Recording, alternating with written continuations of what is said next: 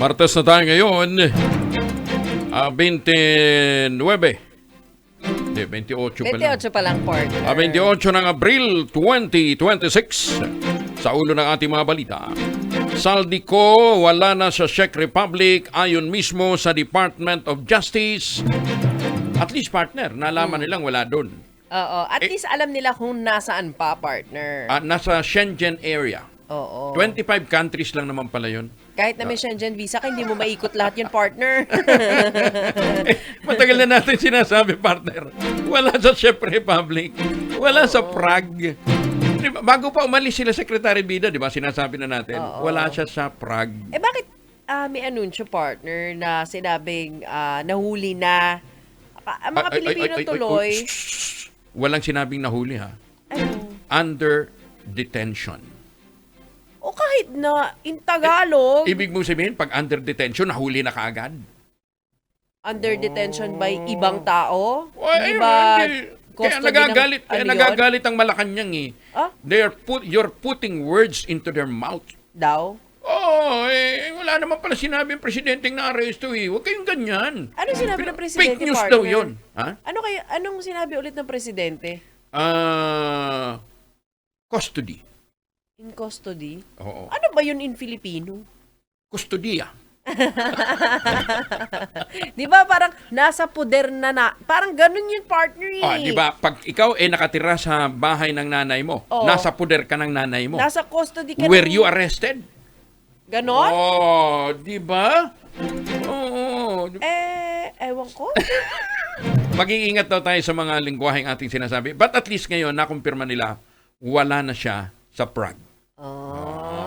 Pero di ba may social media post yan, partner? Ang Pangulo mismo, sinabi niya na nahuli na. Wala siyang sinabing nahuli. Under custody. Ganun. Oo. English pala. Kala ko Tagalog. Kasi alam mo bakit? May malapit na palang ipalabas na na TV series. Ano? The Secrets of Prague. Ano naman na kinalaman niya dun, partner? Wala lang, segue lang. Akala ko nag-artista na si Saldi ko. Radyo natin nationwide. Kami po ang inyong mga tagapaghatid balita. Cheska San Diego, Bobadilla. At Angelo Palmones. Sa detalye ng mga balita, wala na sa kustodiya ng mga otoridad sa Czech Republic ang dating kongresista at buganteng si Saldico. Kinumpirma ito ni Justice Acting Secretary Frederick Bida sa isang press conference sa Embahada ng Pilipinas sa Prague. Naniniwala naman ang kalihim na nasa Schengen area pa rin si Ko. Ang Schengen area ay binubuo pa na ng 25 countries.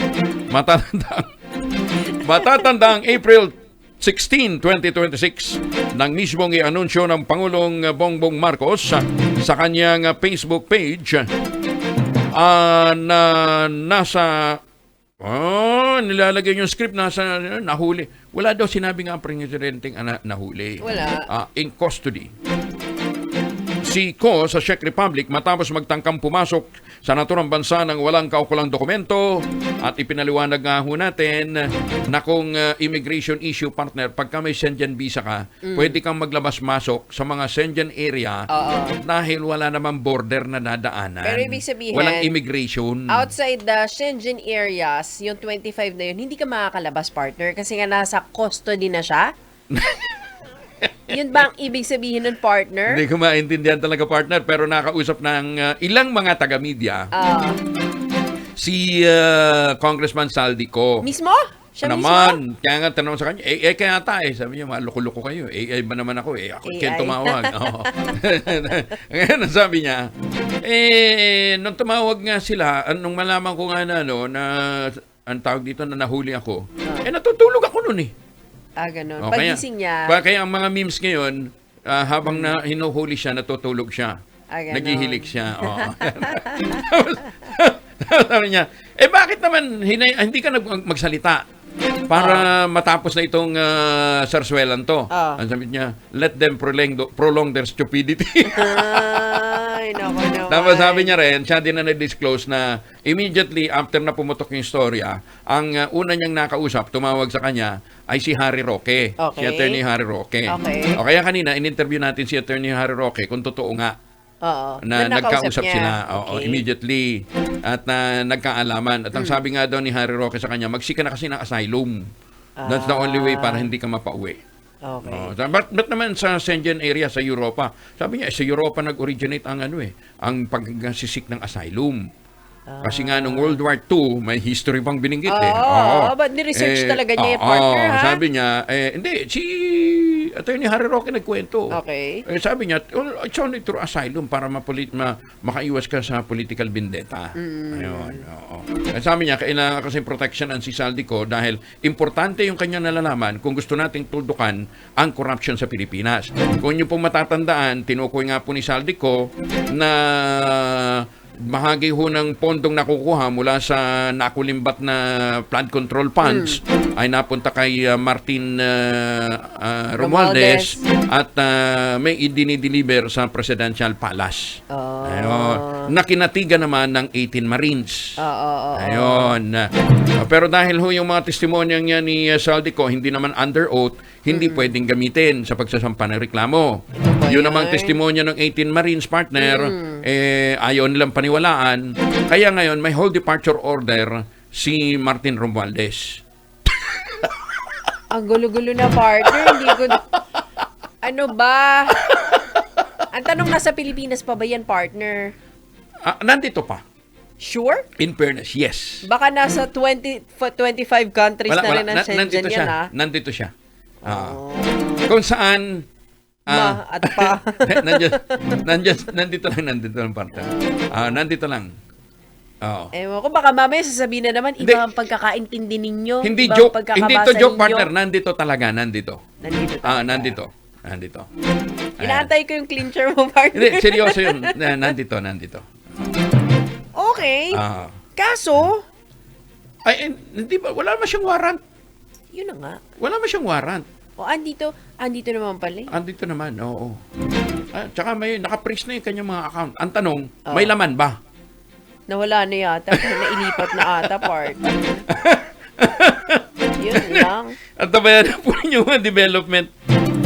Naninindigan nga ang Malacanang partner na walang mali sa ginawang pag-anunsyo ni Pangulong Bongbong Marcos Jr. tungkol sa pagkakaaresto nga kay dating Congressman Zaldico sa Czech Republic. Reaksyon nito ng palasyo matapos nga ang mga anunsyo o akusasyon na fake news daw ang Pangulo kasunod ng pahayag ng Department of Justice na technically hindi pa naman daw nadadakip talaga si Zaldico. Paliwanag ni Palace Press Officer Auntie Claire Castro, hindi lang ginagamit ng Czech Republic ang terminong inaresto. Subalit, totoong nahuli naman doon ang dating mambabatas. Litong-lito na ako, partner. Kung ano yung naaresto at hinuli, hindi pala synonyms yun, partner. Depende kung anong dictionary titingnan mo. Baka Czech dictionary yung... Hindi. Kung Ano? Malacanang dictionary, Magkaiba yan. magkaiba yan. Baka antonym.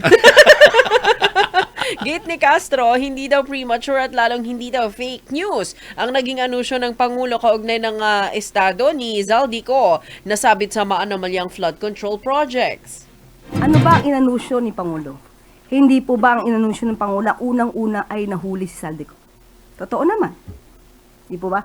Nasa kustodiya ng Czech Republic si Zaldico. Totoo naman. At ang sabi ng Pangulo, nakikipag-coordinate tayo sa Czech Republic. Totoo naman. So anong premature doon? Walang premature doon. Anong nais ng Pangulo? Madala at mabalik si Zaldico dito sa Pilipinas. Totoo Tama. naman yun. Walang pagbabago doon. Hanggang Totoo ngayon, yun ang nais din natin. Totoo So anong yun. premature doon? Walang premature doon. Totoo yun.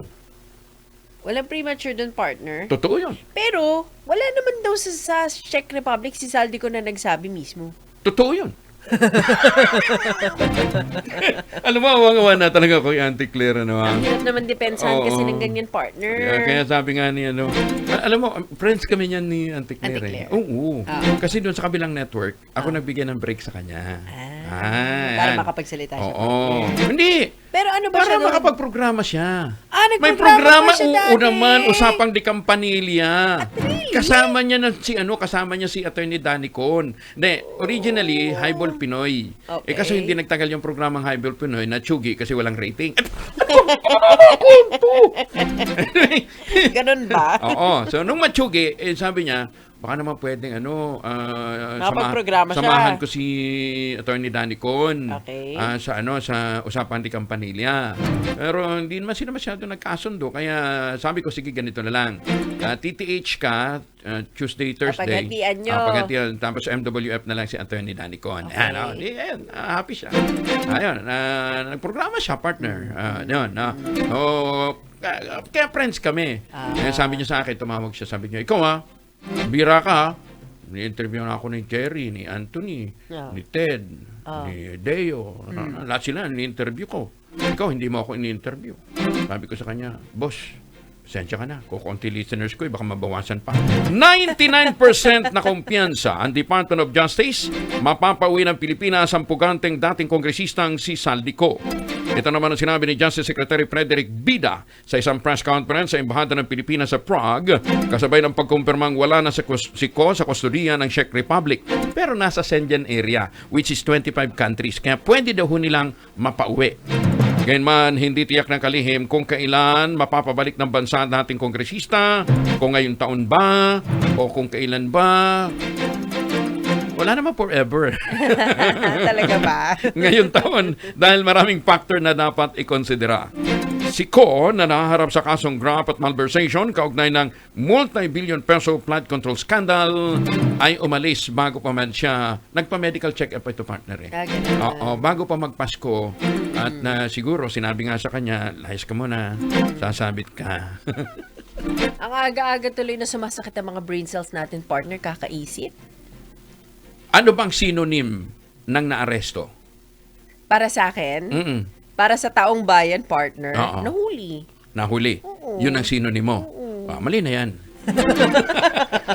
Nananawagan ho ako sa lahat ng naging guro ko sa buo kong pag-aaral. Mali po ang itinuro niyo sa akin. Ayon sa Anti-Clair Dictionary, mali yan.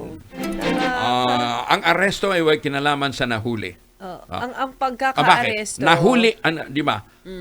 Ang manok ay nahuli. Oo, hindi siya inaresto. Naaresto mo ba? Anong kasalanan ng manok? Walang kasalanan yung manok. Hindi siya naaresto kasi wala kang posas para sa manok, partner. Oy, meron! Meron? Meron! Wala namang kamay yung manok, partner.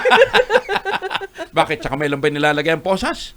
Pwede din sa leeg. Oh, kita mo. Kaya mali yung sinasabing inaresto. Iba yung naaresto sa nahuli. O sige, tayo na lang ang mag-adjust. Iba na lang ang pangunawa natin, partner. Kayo naman. Na-misunderstood na naman natin. Maliit na bagay, pinalalaki nyo. Pambihira kayo. Ang aga-aga Pambihira kayo. Basta mali yan. Tayo na lang ang mali. Radyo natin nationwide. Nationwide. Sarap sa ulo. Ang tanong nga kay Saldi, ikaw Saldi, ba't kasi hindi ka nagsalita agad? Let them prolong their stupidity.